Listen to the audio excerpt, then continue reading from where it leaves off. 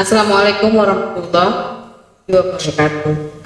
Teman-teman, hari ini saya dan Dun akan mulai untuk berbagi cerita mengenai banyak hal.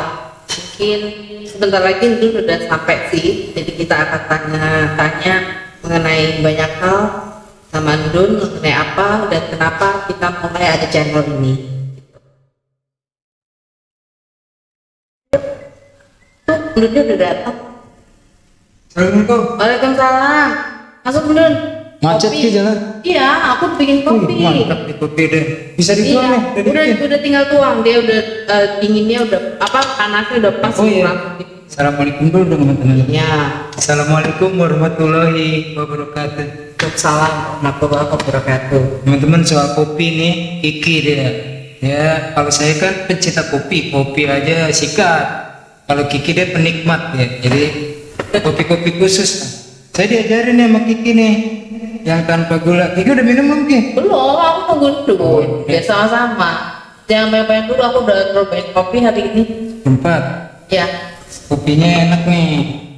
Ini satu-satunya kopi yang ini kita pakai metodenya V60. Yang dulu bisa minum tanpa gula. Ya kan Kiki yang ngajarin nih pakai gula. Mantap. Ya karena makin nggak pakai gula makin sehat buat kita. Karena yang dulu, kamu pakai baju apa sih? Itu baju bapak, itu topiknya bapak ya? Baretnya bapak, bukan? Ini dikasih lagi misi kemanusiaan sama Auri. TNI AU. Nah, cuma Oke. kan itu pakai emblem-emblemnya dia. Dia kan bukan tentara, jadinya ganti yang orang tua kita dulu nih.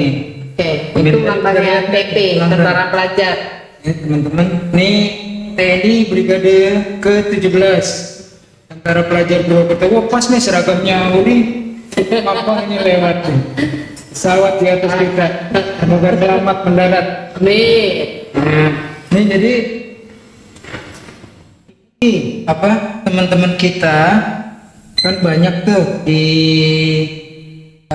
grup-grup ya kan, terus banyak juga yang pada tanya-tanya cerita-cerita kan. Nah, pengalaman masuk Kiki juga dulu kan Kiki ikut nih dia nih di humanitarian mission, misi kemanusiaan, beberapa diantaranya ke Lombok, Palu, Banten dan lain-lain tempat. Nah, kalau mau tahu itu Ki, jadi bagusnya kita cerita background dulu. iya benar. Jadi dulu waktu dan kecil. Atau kan ini kita cerita kenapa kita sama-sama Iya, dulu. iya. Oke. Oh ya, jadi bapaknya Kiki sama bapaknya Ndun itu dulu sama-sama tentara pelajar. Masih muda belia lah, umur 12. Tempel. 12, 13, mungkin yang tertua 14 tahun itu udah manggul senjata, nyabut nyawa, merebut dan mempertahankan kemerdekaan Republik Indonesia. Nah, dalam perjalanannya nanti udah selesai perang, lalu mereka disuruh milih, boleh sekolah sipil, TNI ataupun Polri. Dulu sih bilangnya angkatan kan, angkatan bersenjata Republik Indonesia, termasuk kepolisian dulu juga angkatan kepolisian. Kemudian nanti dipisah, yaitu yang urusan ya katakanlah simpelnya urusan tempur dan urusan administratif dalam negeri, kurang lebih gitu.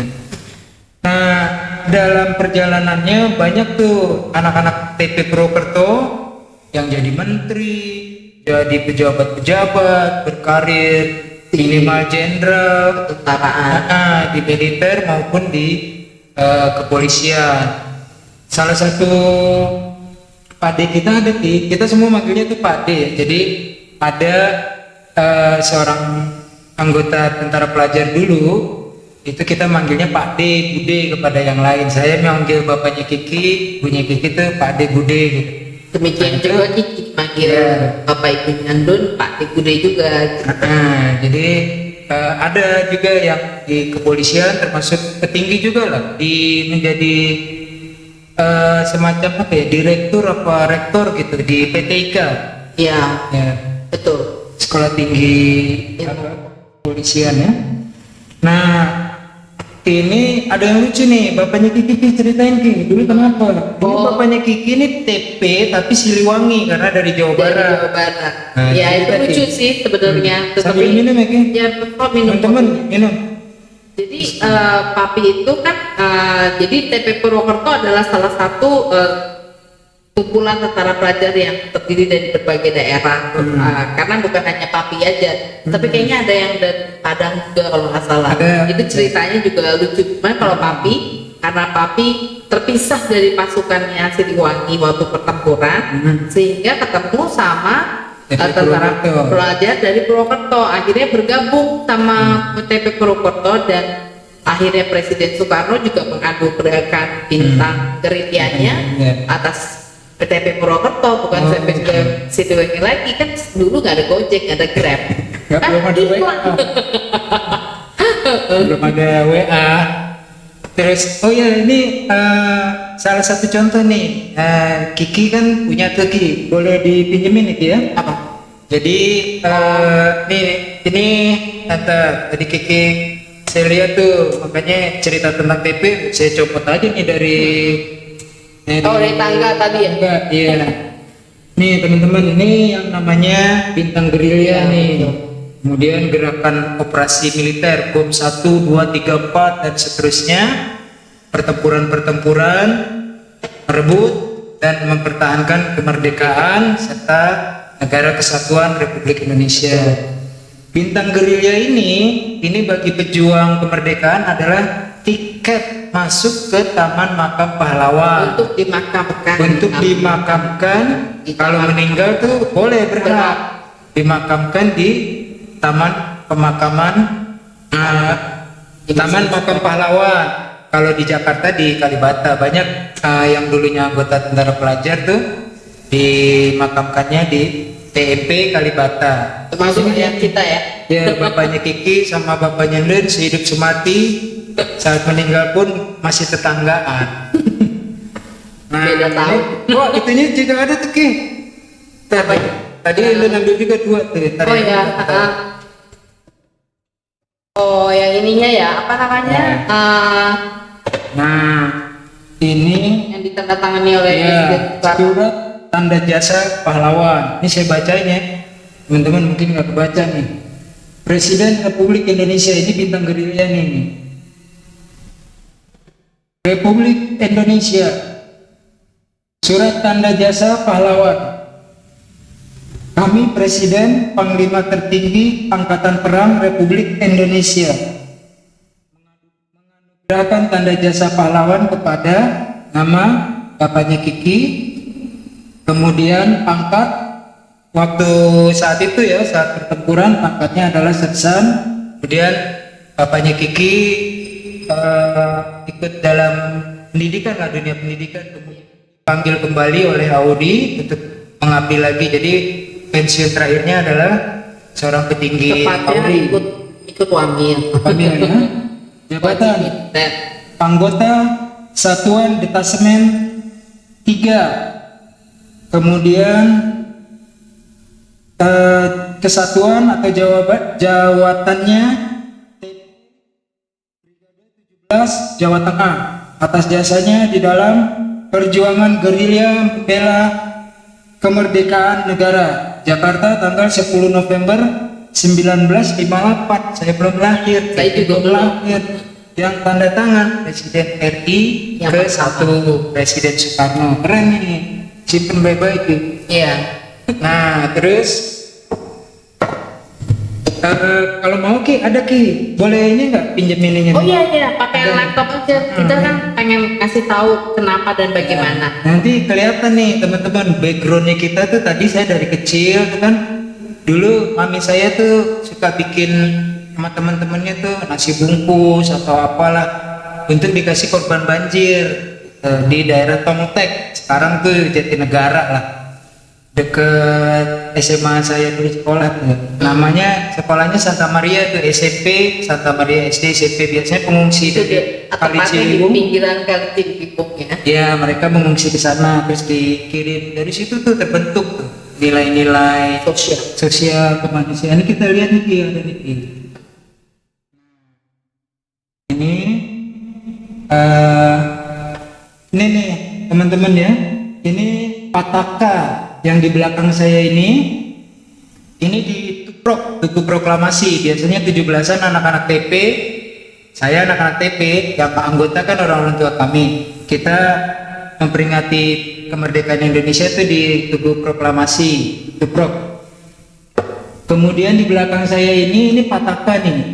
Yang kuning ini Ganesha, lambang Tentara Pelajar TP Jawa Tengah. Itu yang sama seperti topik dulu. Ya, Oke. Yang kuning-kuning ini Ganesha. Kemudian yang ini lambang juga nih. Ada bintang, ada topi tentara, kemudian ada pena atau kalam, kemudian ini ada senapan atau zaman dulu nyebutnya itu karaben. Kemudian di bawahnya ada pelita. Nah ini pelita ini lambangnya pelajar ya. Kemudian di sebelah kanan itu ada SACSA, Student Army, Coach Student Army, atau mungkin bahasa Jerman, karena ini lambangnya juga Jerman. Teman saya kuliah namanya Sabto itu pernah cerita, jadi kenapa lambangnya Garuda mirip-mirip Garuda Jerman, karena kan Belanda takut sama Jerman gitu. Jadi buat Ada sejarah tersendiri. itu sih katanya ceritanya. Nah yang di sebelah kanan saya atau di kiri pandangan itu bintang, kemudian sama ini karaben, senapannya, laras panjang, kemudian kalam atau penanya, terus pelita, lalu singkatannya TGP. Nah bahasa Belanda itu kan kalau G itu kan ini BHG ya, jadi tentara kayak biologi. Nah orang dulu sebutnya biologi. Tegal, ini juga gitu, tentara geni tulisannya, tapi bacanya tentara geni, pelajar. Nantinya sekarang jadi tentara zeni. Kita banyak nih nanti di tempat-tempat bencana merapatnya kepada Yonsipur, Batalion Zeni Tempur, Angkatan Darat ya, karena orang tua kami dari tentara gitu kan. Nah ini lambang lingkaran ini orang-orang teknis, maksudnya sekolah teknis. Ya kalau sekarang mungkin STM lah, kan? Oke ini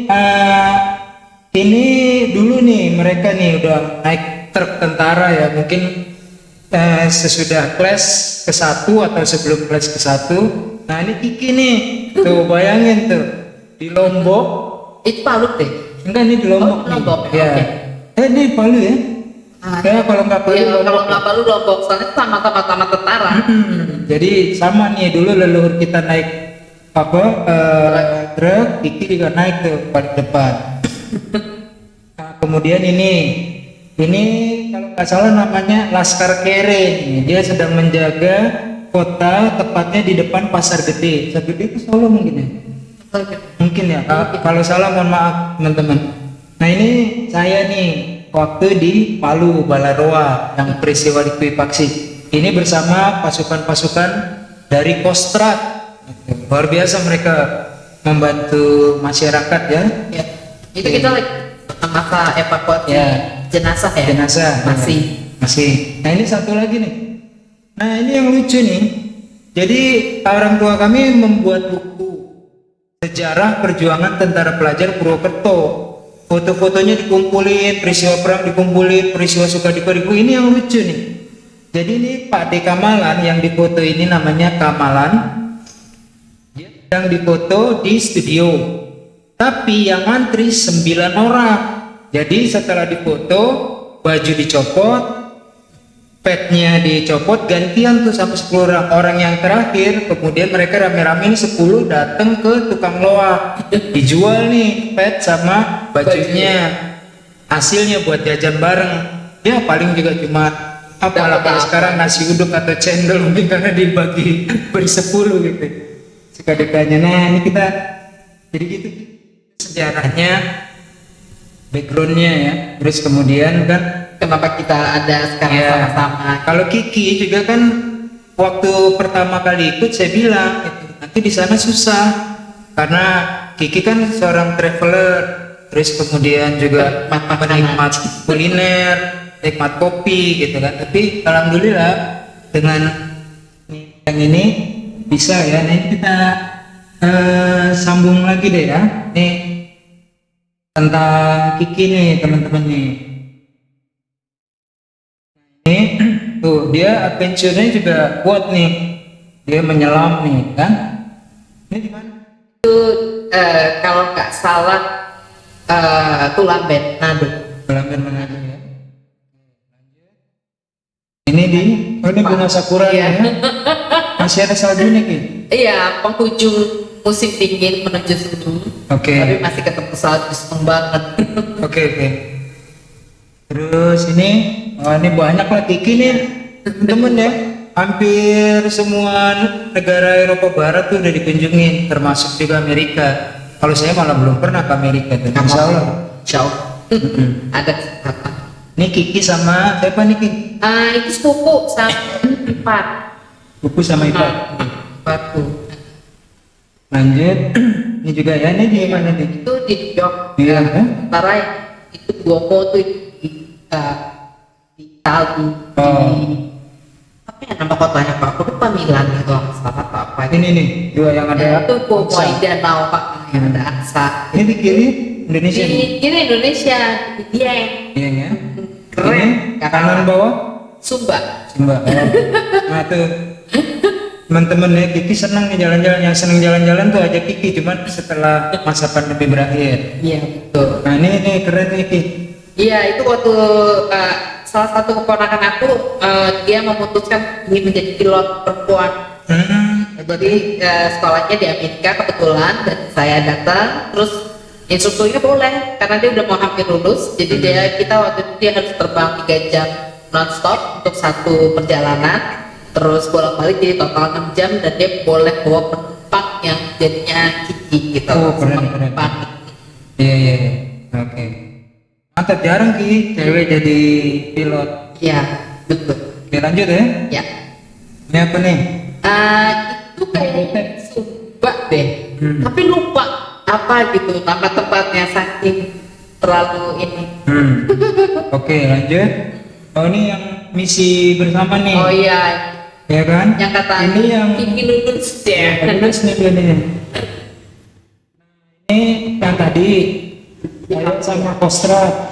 Ini di kanan nih sama Yon Sipur, Batalion Seni Tempur 10 SMG. Awalnya Kiki dan saya tuh ngira SMG dari Semarang. Sotoy banget Iya, tetapi salah diceritakan oleh anggota-anggota Yon Sipur 10 bahwa SMG itu Bukan adalah Sakti Mandraguna dan mereka sangat bangga akan nama ini karena mereka selain prajurit tempur, mereka juga sangat mahir dalam rekonstruksi, pembangunan, bahkan mungkin kalau dalam perang juga mereka bisa itu melakukan sabotase, misalnya peledakan jembatan agar musuh tidak bisa lewat atau meledakan gudang musuh itu. Jadi orang-orang selain jago tempur, mereka juga jagoan di bidang teknis nih. Nah ini sebelah kanan Fauzi nih, Fauzi di Lombok. Ini sebelah kiri nih penyidikan di Banten nih. Ini di bawah tengah juga Banten. Wah, siapa nih? Seto. Teman-teman keren kan Itu di Palu, di Bandara Palu. Bandara Palu ya. Kiki tuh, Kak Seto aja numpang selfie apa Kiki? Gitu ya. Nah ini di Palu juga nih. Kita waktu bangun sekolah nih ya. Iya betul. Banyak dibantu nih sama teman-teman, donasiin teman-teman dari Facebook ya kan, dikoordinatori oleh Ibu Dias, kemudian dari kawan-kawan SMP, oleh Empok, Teman SMP. teman-teman ya Bapak Novi ya kan, itu hebat itu mereka ngumpulin dan teman-teman yang lain yang nggak mungkin saya sebut satu persatu. Bangun nih sekolah 3 SD gabung, tadinya mereka di tempat terbuka ini waktu ditambahin dananya kita diminta untuk membelikan kompor. Mata berapa Ki? Mata 1000 istilah mereka. Mata 1000 banyak ininya, lubang-lubang apinya Untuk mempertahankan gizi anak-anak. supaya nggak kelaparan. Diberikan juga beberapa kilogram atau karung, mungkin lupa saya, oleh kami dari hasil donasi itu kacang hijau, dan mereka juga bikin Bubur Manado. Gitu. Ini cerita ini panjang tapi nggak mungkin kita bahas di sini, nanti kapan-kapan kita bahas. Nah sekarang kita kembali ke ayah. Ya. Nah itu perjalanan Indonesia ya, dari terbentuklah dari kecil sifat menolong gitu kan, relawan, terutama relawan. Nah nantinya makin mateng saat gabung dengan SIS. Ya itu mesti teman-teman pengennya tahu gimana sih kok Jadi, bisa Dun ya luar biasa itu latihan Latihan. banyak karena kita menguasai firefighting, pemadaman kebakaran, terutama kebakaran hutan ya, bushfire, kemudian banjir, kemudian juga SAR, search and rescue, kemudian juga paramedik, nyetir ambulans. Nah itu nanti kalau daripada kita ngomong Ki, sayang juga kopinya tadinya, mendingan nonton videonya aja yuk. boleh. Ada nih udah ini Kayak ini belum detail juga tuh tahu yang mengenai SCS itu belum. Ya, SIS itu pada dasarnya adalah relawan. Jadi kita tidak digaji. Dulu waktu di sana kita jadi tim leader. Lalu di interview lah sama jurnalis dari Amerika. Lalu dia bilang, oh kalau begitu kalian, maksudnya SIS, sama dengan kami punya 911. Jawabnya itu enggak, beda. They work because they have to. Whilst we work because we want to. Mereka bekerja karena harus, karena mereka digaji. Gitu. Kalau SIS itu tidak digaji, memang seragam, perlengkapan, gear segala macam itu kita gratis, tapi tidak ada gajian. Jadi semua murni relawan.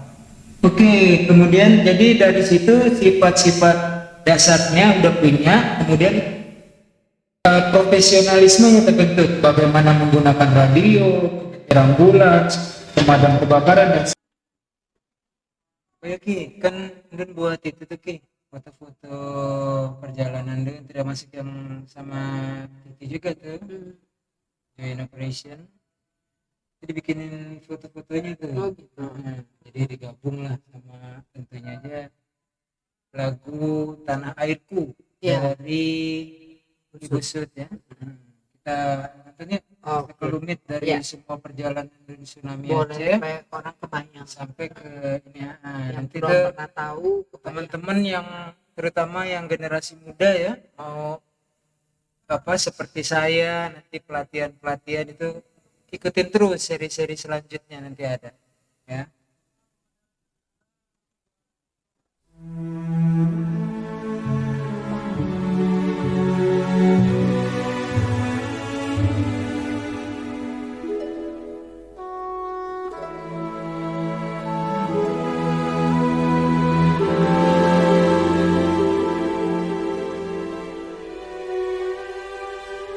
Tanah airku tidak kulupakan.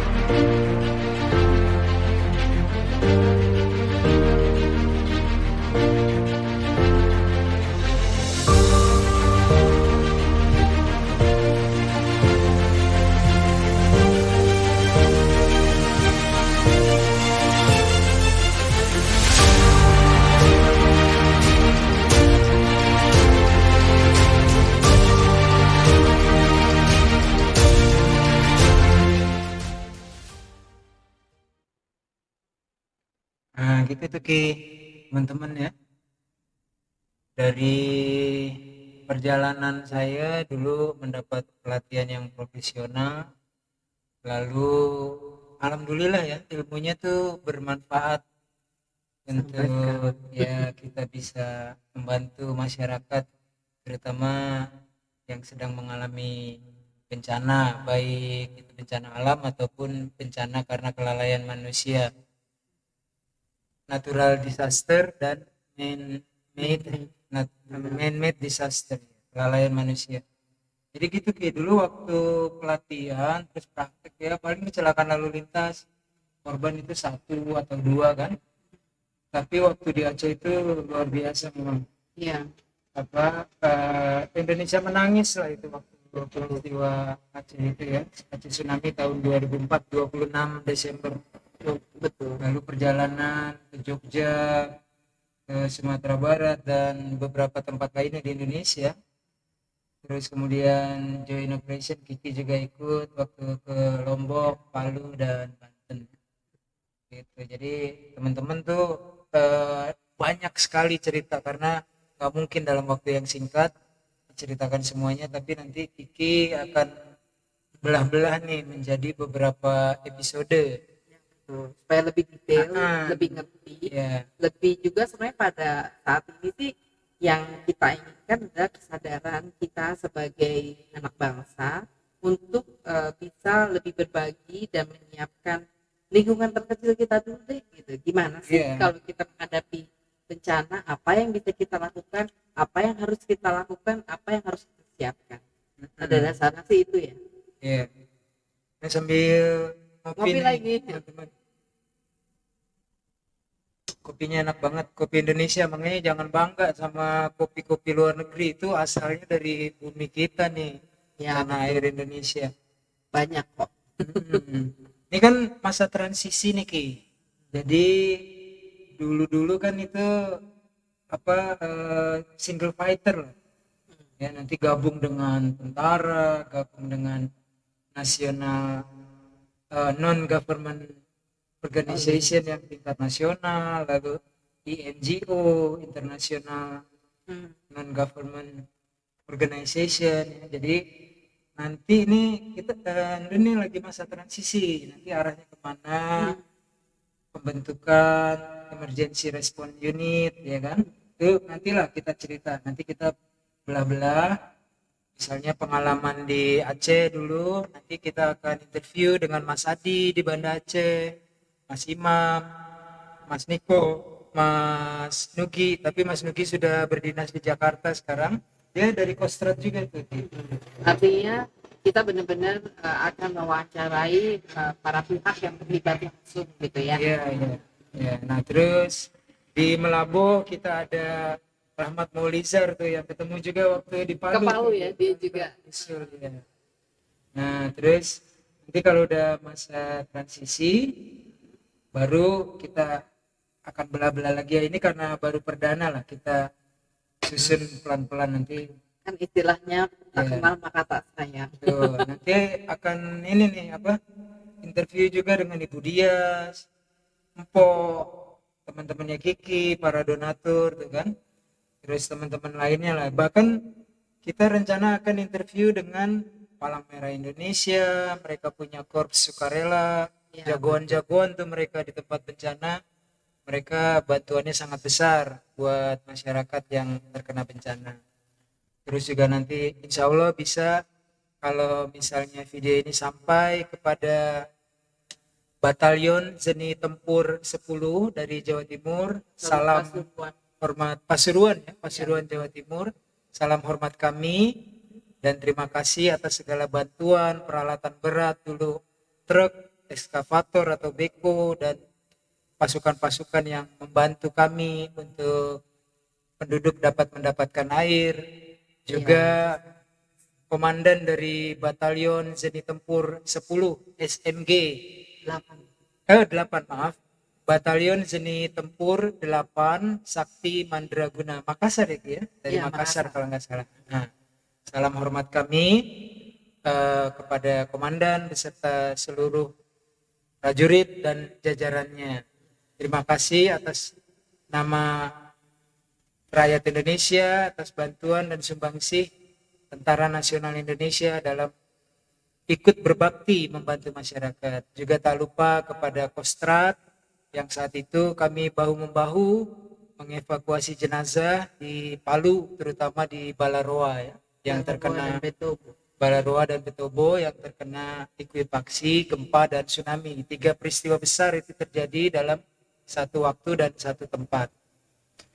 Oke, untuk selanjutnya Ki, kalau mau melihat seperti apa sih pelatihan-pelatihan di SIS itu, ya kita nonton lagi aja videonya nih biar kita Biar nggak lebih kebanyakan detail. ngomong ya. Ini udah disiapin juga nih.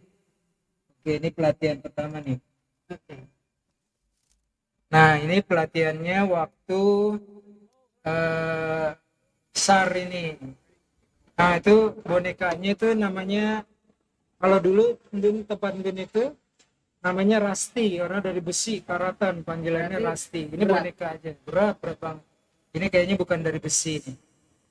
Ini teknik-teknik pengangkatan korban tertimpa reruntuhan. Oke, sambung lagi berikutnya. Nah, ini vertical rescue. Vertical rescue. Nanti kita bahas nih tentang vertical rescue, tolong diingetin ya. Karena kita punya jagoan tuh di Bandung. Namanya Vertical Rescue Indonesia. Iyalah, Indonesia banyak gunung, banyak jurang. Iya.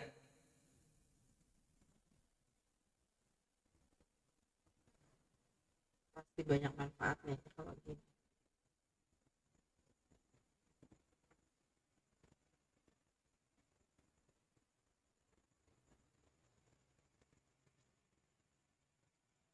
Oke, nah ini pelatihan saat banjir nih. Bisa diterapkan juga nih di Jakarta ya. Atau di kota-kota besar lainnya, terutama yang ada sungai. Terutama di musim penghujan. Nah, lalu ini penyelamatan korban di laut. Itu pilotnya menunjuk ini dalam latihan sudah ditemukan lokasi korban, lalu swimmers diterjunkan memberikan tanda oke, lalu berenang menuju ke lokasi untuk menyelamatkan korban.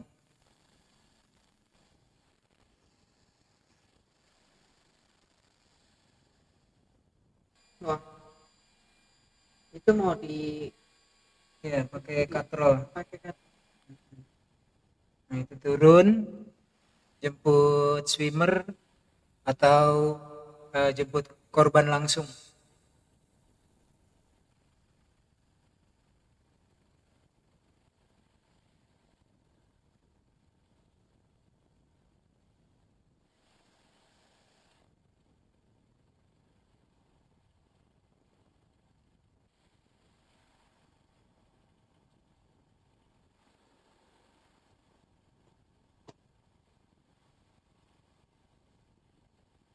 Bisa pusing nggak kalau gitu?